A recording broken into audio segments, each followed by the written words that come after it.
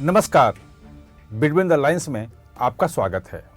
आज हम बात करेंगे परिसीमन को लेके जो घमासान मचा है और दक्षिण भारत के कुछ नेता जिस ढंग से बात कर रहे हैं वो सीधी सीधी बात यह है कि उत्तर भारत और दक्षिण भारत के बीच की खाई को बढ़ाना चाहते हैं। यानी एक तरह से दक्षिण भारत में उत्तर भारत के खिलाफ एक मानसिकता बनाने की कोशिश कर रहे हैं। उद्देश्य उनका भले चुनाव जीतना हो, लेकिन देश के लिए ये एक हानिकारक साबित हो सकता है। ये देश के लिए शुभ संकेत नहीं है। और ये पूरा का पूरा परिसीमन का विवाद जो बढ़ता जा रहा है वो एम.के. स्टालिन जो मुख्यमंत्री हैं उन्होंने इसे शुरू किया जब उन्होंने कहा कि हम परिसीमन नहीं होने देंगे, और अगर परिसीमन हुआ, परिसीमन डिलिमिटेशन दरअसल सीटें बढ़ानी है 2026 के बाद जो पहली जनगणना होगी उसके बाद जो जनसंख्या है उसके आधार पर नए सिरे से लोकसभा की सीटों का और तमाम विधानसभाओं की सीटों का निर्धारण किया जाना है।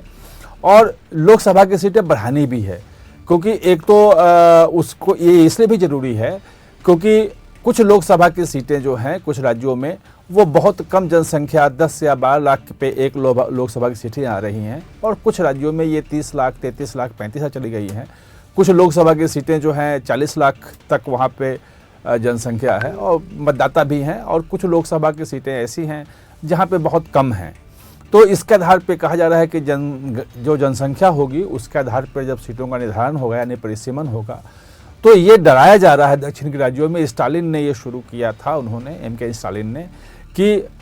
दक्षिण भारत और तमिलनाडु की लोकसभा में सीटें बहुत कम हो जाएगी परिसीमन अगर हुआ तो, और इसलिए हम परिसीमन का विरोध करते हैं, होने नहीं देंगे। उन्होंने इस मुद्दे को लेकर के एक सर्वदलीय बैठक तमिलनाडु में बुला ली है। 5 मार्च को सर्वदलीय बैठक होनी है, यानी किसी के खिलाफ एक माहौल बनाना चाहते हैं कि कैसे केंद्र सरकार जो है वो भाजपा की केंद्र सरकार या मोदी सरकार जो है दक्षिण भारत के लिए एक भेदभावपूर्ण रवैया अपना रहा है। उसका जो शेयर है लोकसभा में, लोकतंत्र में, वो घटाने की कोशिश हो रही है। दरअसल उसके बाद अमित शाह 2 दिन बाद ही थे वहाँ पे कोयम्बटूर में ईशा फाउंडेशन में, और कोयम्बटूर में उन्होंने साफ साफ कहा कि जो परिसीमन होगा उस परिसीमन के आधार पर लोकसभा की जो सीटें बढ़ाई जाएंगी उसमें दक्षिण भारतीय राज्यों में एक भी सीट कम नहीं होगी। यानी कि जिस हिसाब से उत्तर प्रदेश और बिहार जैसे राज्यों में जहाँ की जनसंख्या में ज़्यादा बढ़ोतरी हुई है दक्षिण भारतीय राज्यों की तुलना में, जिस अनुपात में इन राज्यों में सीटें बढ़ेंगी उसी अनुपात में दक्षिण भारतीय राज्य जो हैं, तमिलनाडु है, आंध्र प्रदेश है, तेलंगाना है, कर्नाटक है, केरल है, वहाँ भी लोकसभा की सीटें बढ़ेंगी। और उन्होंने साफ कहा कि इन राज्यों में, तमिलनाडु में या दक्षिण भारतीय राज्यों में एक भी लोकसभा की सीट कम नहीं होगी। और उन्होंने ये बताया कि ये चीज़ हम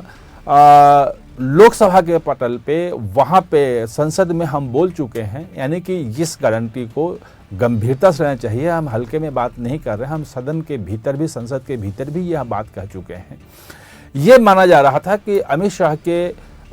इस बयान के बाद, इस सफाई के बाद कि एक भी सीट दक्षिण भारतीय राज्यों की कम नहीं होगी, ये मुद्दा खत्म हो जाएगा, यानी कि अब कोई मुद्दा वहाँ बचेगा नहीं। लेकिन अब चुनाव है अगले साल वहाँ पे तमिलनाडु में, उस चुनाव के लिए कोई मुद्दा चाहिए, और कोई ऐसा मुद्दा चाहिए जो संवेदनात्मक हो, लोगों की भावना से जुड़ा हुआ हो और लोग उसके लेके उद्वेलित हो। जाहिर है अमित शाह की जो ये स्पष्टीकरण है वो उनके मुद्दे की पूरी हवा निकाल दी थी, लेकिन उसके तत्काल बाद ए राजा आए और उन्होंने कहा, ए राजा ने, जो उनके सांसद हैं, कि अमित शाह के बयान पे भरोसा नहीं किया जा सकता है, यह बयान कुछ भी दें, लेकिन सरकार की मंशा यही है। चलिए, ए राजा के बयान की बात तो थी कि चलो ये बयानबाजी वो कर दिए, लेकिन कल सिद्धारमैया सामने आए, कर्नाटक के मुख्यमंत्री। उन्होंने कहा, ये बड़ी अजीब सी उन्होंने पूरी की पूरी थ्योरी दी और कहा कि अमित शाह के बयान के आधार पर भरोसा नहीं किया जा सकता है, और साथ में उन्होंने ये जोड़ दिया कि जो सीटों का परिसीमन हो 1971 की जो जनगणना है, जनसंख्या है, उसके आधार पे हो। दरअसल लेकिन आगे ही वो ये भी बोल रहे हैं कि यदि सीटें बढ़ेंगी भी, लोकसभा की सीटें बढ़ाई भी जाती हैं, तो वो जिस ढंग से उत्तर भारतीय राज्यों की सीटें बढ़ें उसी अनुपात में दक्षिण भारतीय राज्यों की सीटें भी बढ़नी चाहिए। दरअसल ये बात जो है अमित शाह एक दिन पहले बोल चुके हैं कि ऐसा ही होगा, सरकार की यही मंशा है और संसद के भीतर भी अमित शाह यही भरोसा दे चुके हैं। उसके बावजूद उनका कहना ये थोड़ा सा अजीब है कि आखिर अमित शाह पे भरोसा भी नहीं है और 1971 का जोड़ देना एक संदेह पैदा करता है। लोगों के मन में एक संदेह भरने की कोशिश थी कि देखो 1971 के आधार पर होगा तो सीटें उतनी ही रहेगी। लेकिन सवाल यह है कि 1971 में सभी राज्यों की, सभी लोकसभा क्षेत्रों की, सब कुछ की चीज़ें अलग अलग थी, जनसंख्या का अनुपात अलग अलग था और घनत्व अलग अलग था, तो उसके आधार पे नहीं हो सकता। और उसके आधार पे जो है वो तो परिसीमन हो चुका है। दरअसल 1971 तक हर जनगणना के बाद, जैसे 51 की जनगणना हुई उसके आधार पे लोकसभा की सीटें निर्धारित हुई, 61 में जो जनगणना हुई उसके आधार पे लोकसभा की सीटें बढ़ी और 71 में वही हुआ। लेकिन जब इमरजेंसी के दौरान जनसंख्या नियंत्रण को बहुत कड़ाई से लागू किया जाने लगा और मास में नसबंदी शुरू हुई, एट्रोसिटी भी उसको कहते हैं कि भाई जाति जबरदस्ती लोगों के, बुजुर्ग लोगों तक की नसबंदी कर दी गई जनसंख्या नियंत्रण के नाम पे। तो उसी क्रम में 1976 में ये फिक्स किया गया कि 2001 तक अब जनसंख्या कुछ भी हो, सीटें नहीं बढ़ाई जाएंगी। और जब 2001 में जब ये बात आई कि अब सीटें बढ़ाई जा सकती हैं, तो 2002 का जो परिसीमन कानून, जो परिसीमन संशोधन कानून हुआ पास हुआ संसद में, तो उसमें ये क्लियर किया गया कि 2026 तक जो सीटें लोकसभा की हैं वो उतनी ही रहेंगी, 543 ही रहेंगी, उसे नहीं बढ़ाया जाएगा। हाँ, मौजूदा जो जनसंख्या है लोकसभा का, उसके हिसाब से उन्हीं सीटों को आपस में एडजस्ट किया जाएगा ताकि एक खास प्रोपोर्शन में रिप्रेजेंटेटिव लोगों का प्रतिनिधित्व पहुंचाने का मौका मिल सके। यानी कि हर लोकसभा की सीट एक खास जनसंख्या पे निर्धारित हो सके। तो उसके आधार पे 2008 में हुआ और कैप लग गया कि 2026 के बाद जो जनगणना होगी उस जनगणना के आधार पर लोकसभा की सीटें बढ़ सकती हैं। उस वक्त ये मुद्दा उठा था कि अगर जनसंख्या के आधार पर लोकसभा की सीटें निर्धारित हुई तो दक्षिण भारतीय राज्यों की सीटें कम हो सकती हैं और बिहार, उत्तर प्रदेश जैसे राज्यों की सीटें बढ़ सकती हैं। उसका विरोध भी हुआ था, लेकिन उस वक्त कोई आश्वासन नहीं मिला था और सीधे कैप लगा दिया गया था। अब चूंकि आश्वासन भी है और अभी जनगणना हुई नहीं है, 2001 की जनगणना जो होनी थी वो अभी तक नहीं हुई है, अगली जनगणना 2031 में उसके बाद होनी थी। बीच में माना जा रहा है कि 26 से 27 में जनगणना होगी। तो जनगणना के बाद जो रिपोर्ट आएगी जनसंख्या के अनुपात में फिर बढ़ाया जाएगा, ये सीटें जो है निर्धारित होंगी। हो सकता है 800 हो सकता है 850, कितनी सीटें होती हैं लोकसभा की वो सरकार तय करेगी, पूरा परिसीमन होगा। लेकिन अमित शाह का जो गृह मंत्री का जो आश्वासन है उससे साफ है कि परिसीमन जो है में दक्षिण भारतीय राज्यों की लोकसभा सीटें नहीं घटेगी, क्योंकि उन्होंने जनसंख्या का जो नियंत्रण का को बेहतर ढंग से लागू किया, जनसंख्या कम बढ़ने दी, तो उसका घाटा उन्हें लोकसभा के प्रतिनिधित्व के में कमी के रूप में नहीं होना चाहिए और उन्हें आश्वस्त कर दिया। इसके बाद भी ये चीज़ें कही जा रही हैं, ये लिखी जा रही हैं। आज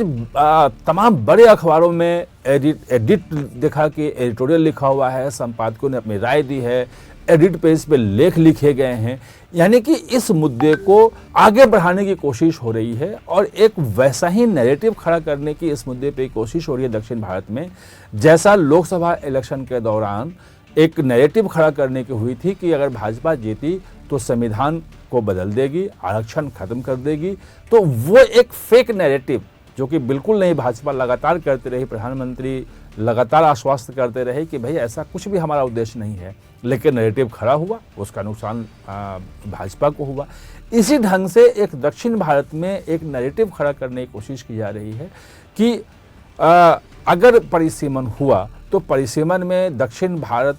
की सीटें कम हो जाएगी, उसका प्रतिनिधित्व भी जो है लोकसभा में कम हो जाएगा, उसकी ताकत, राजनीतिक ताकत कम हो जाएगी और उत्तर भारत की राजनीतिक ताकत बढ़ जाएगी। उत्तर भारत की राजनीतिक ताकत बढ़ने का जो सीधा सीधा डर वो दिखा रहे हैं, वो भाजपा को लेकर दिखा रहे हैं कि भाजपा इस ढंग से आगे आ रही है। आखिर ये जो